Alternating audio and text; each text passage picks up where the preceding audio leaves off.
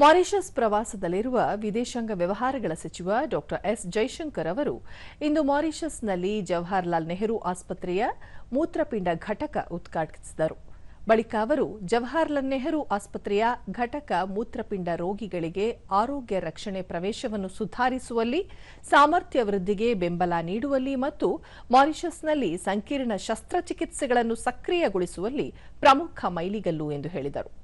ಭಾರತದ ನೆರೆಹೊರೆ ಮೊದಲು ನೀತಿ ಮತ್ತು ಆರೋಗ್ಯ ಪಾಲುದಾರಿಕೆಯನ್ನು ಎತ್ತು ತೋರಿಸುತ್ತದೆ.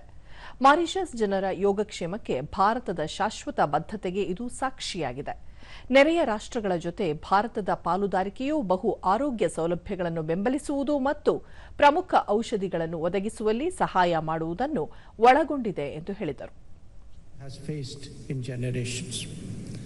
Vaccines were scarce, supply chains were broken. Every country was fighting its own battle.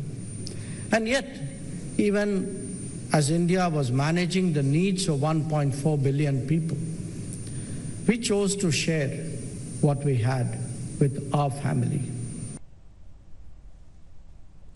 ಬಳಿಕ ಸಚಿವರು ಪೋರ್ಟ್ ಲೂಯಿಸ್ನಲ್ಲಿಂದು ನಡೆದ 9ನೇ ಹಿಂದೂ ಮಹಾಸಾಗರ ಸಮ್ಮೇಳನದಲ್ಲಿ ಪಾಲ್ಗೊಂಡಿದ್ದರು.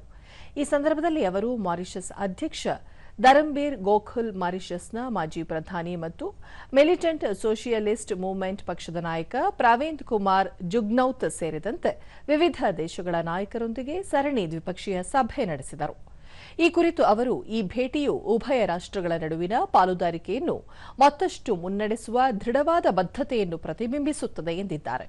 ಇದೇ ವೇಳೆ ಸಚಿವರು ಸೀಶೆಲ್ಸ್ನ ತಮ್ಮ ಸಹವರ್ತಿ ಬ್ಯಾರಿ ಫೌರ್ ಅವರನ್ನು ಭೇಟಿಯಾಗಿ ಸಮಾಲೋಚಿಸಿದರು.